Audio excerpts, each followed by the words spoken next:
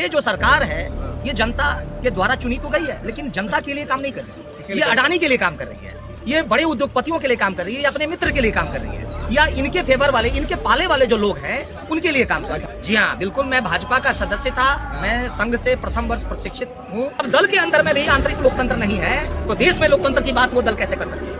जब अपने दल में ही आंतरिक लोकतंत्र की बात आप नहीं कर रहे हैं, उसको प्रैक्टिकल इंप्लीमेंटेशन नहीं कर रहे, अपने कार्यकर्ताओं की भावना और उनकी योग्यता और क्षमता के ऊपर में आप प्रश्न चिन्ह खड़ा कर रहे हैं, तो आप पूरे देश में लोकतंत्र की स्थापना कैसे? तो कहने के लिए मोदी जी एक तरफ बड़ी बड़ी घोषणाएं करते हैं और उन्हीं का जो राइट हैंड है अमित शाह, वो कहता है ये तो भाषण देने की एक कला है, ये जुमलेबाजी है। तो हमारे कहने का मतलब ये जो राम और श्याम की जो जोड़ी है, वो राम जो है हाइप क्रिएट करता है, अपना व्यक्तित्व का आभा मंडल बनाता है, और दूसरा तरफ उसका जो राइट हैंड है अमित शाह, जो देश का गृह मंत्री भी है, दुर्भाग्य से कार्रवाई होती है। अमित शाह का बेटा जय शाह की संपत्ति 1400 गुना बढ़ गई, उसके ऊपर में इनकम टैक्स का रेट क्यों नहीं होता है? ये बहुत बड़ा यक्ष प्रश्न है। बीबीसी का जो भी बजट है वो ब्रिटिश की पार्लियामेंट पे वहां से सैंक्शन होकर के आता है, जो वहां की वेबसाइट पर कोई भी आदमी देख सकता है किस चीज पर किस मद में कितना उसका सारा खर्चा है, एक्सपेंस का उसका रेशियो है, उसका बजट है। उस बजट के अकॉर्डिंग आपको कार्रवाई आप कर ही नहीं सकते। ये दरअसल मोदी जी ने अपने पैर पे कुल्हाड़ी मारी है, कहा है। और अगर मोदी जी में इतनी हिम्मत है तो मोदी जी क्यों नहीं कहते हैं कि हाँ मैंने छापेमारी की है? क्यों कहते हैं कि वो हम सर्वे कर रहे हैं?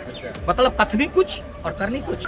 रेडियो पर की बात पर कोई विश्वास नहीं करता था, जब दूरदर्शन की बात पर कोई विश्वास नहीं करता था, तब लोग कहते थे कि मैं बीबीसी से सुन के आया हूँ। यानी बीबीसी की जो प्रामाणिकता है और उसका जो ऑथेंटिफिकेशन है और उसकी जो क्रेडिबिलिटी है, इसकी प्रशंसा के खुद सुर जो है प्रधानमंत्री गाया करते थे। आज वह प्रधानमंत्री की आइडियोलॉजी में चेंजिंग कैसे है? उस देश की जनता क्या मूर्ख है? देश की जनता एक एक चीज मॉनिटर कर रही है आपकी। आप अगर पार्लियामेंट में आम का जवाब अगर अनार से दे रहे हैं तो देश की जनता बेवकूफ नहीं है।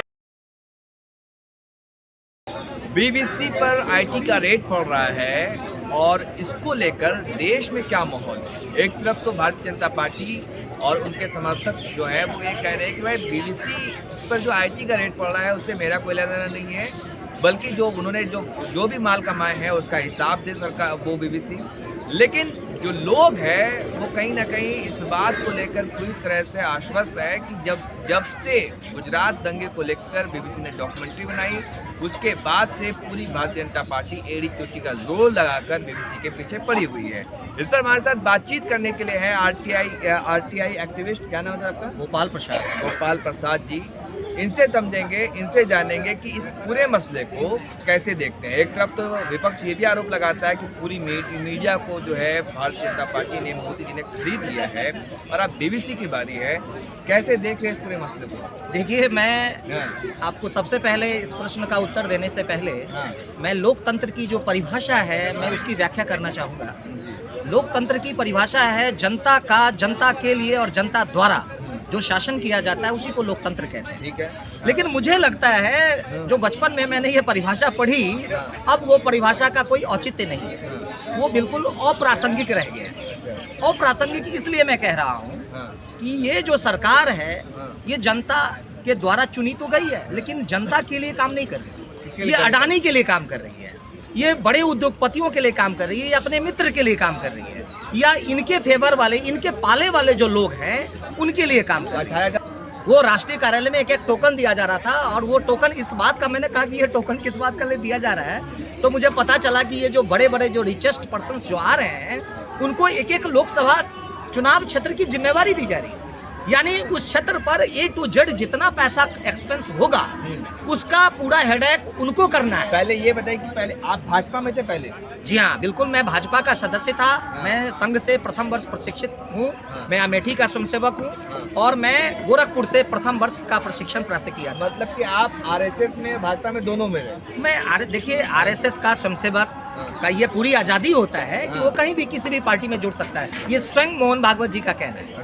लेकिन मैक्सिमम जो आरएसएस तो बीजेपी को सपोर्ट करती है ना? करती है, ये लिखित में कोई ऐसा स्टेटमेंट नहीं है कि उसी को सपोर्ट करना है। ये तो उनके मैक्सिमम लोग चूंकि उसी में से प्रशिक्षण पा करके उस पार्टी में उनको प्रायोरिटी मिलती है, इस नाते वो करते हैं। कौन है बताइए, कोई भी आरएसएस का ऐसा बताइए कि स्वयंसेवक हो जो कांग्रेस में, बताइए कि नाम बताइए। नहीं, स्वयंसेवक हैं ऐसा मैं नहीं कर रहा, लेकिन मैं मोहन भागवत जी के स्टेटमेंट को कोट करना चाहूँगा। मतलब आप बोले ना कि सब के सब बीजेपी के साथ ही। देखिए, ये मैंने कोई उसका सर्वे तो किया नहीं है। अच्छा, हाँ। लेकिन उनका जो कहना है मोहन भागवत जी का कि हमारे तरफ से पूरी छूट है। तो आप क्या वजह है, आपने पार्टी छूट? मैंने इसलिए देखा कि मैंने अपने कलम से 5000 कम से कम सदस्य बनाए बीजेपी के अमेठी में। उस अमेठी में जो कांग्रेस का गढ़ था, और वहां जब मैंने कांग्रेस के गढ़ में अगर जाकर के बीजेपी का सदस्य बनाना, ये कितना टफ टास्क था। और हमारे जैसे आदमी के लिए जो बिहार में जन्म लिया और दिल्ली में रहता है, और वो अमेठी जैसे कार्यक्षेत्र में राजनीतिक कर्मभूमि चुना जहाँ के सांसद राहुल गांधी हुआ करते थे, और उस क्षेत्र में मैंने प्रतिज्ञा की चुनाव लड़ेंगे हम।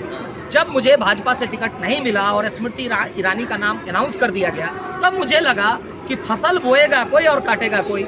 इसी बात के कारण मेरा उस दल से बिल्कुल मतभिन्नता हो गई। पर्सनली वजह से आप हटे वहाँ से? नहीं, आप पर्सनली कह सकते हैं, लेकिन मैं तो ये देखता हूँ कि हमारे जैसे ऐसे हजारों क्या लाखों की संख्या में ऐसे भाजपा के कार्यकर्ता हैं जो भाजपा के इस नियम और नीति के खिलाफ है, जो घुटन महसूस कर रहे हैं। भाजपा में तो ऐसे भी तो राष्ट्रीय अध्यक्ष थे आप, अमित शाह, जो पोस्टर लगाया करते थे, चाय बेचने वाले प्रधानमंत्री। बताइए, देखिए, हर आदमी की हर कोई अमित शाह नहीं बन जाता, हर कोई नरेंद्र मोदी नहीं बन जाता।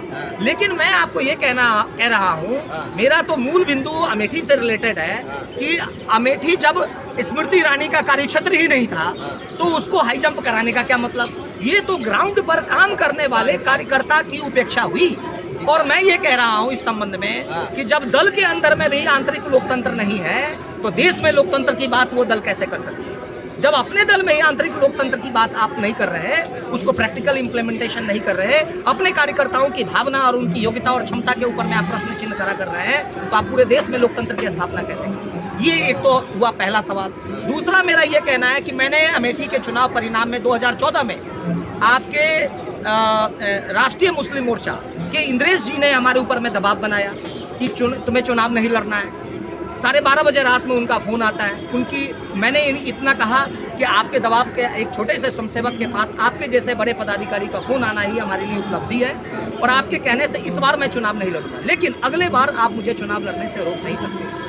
2014 में मैं चुनाव नहीं लड़ा, लेकिन 2019 में जब मैं लोकसभा चुनाव के रूप में अंतिम डेट के ऊपर में मैं प्रत्याशी के रूप में अपना नॉमिनेशन फाइल किया। मुझे इस बात का गर्व है कि मुझे मात्र संख्या के दृष्टिकोण से 3177 वोट प्राप्त हुआ।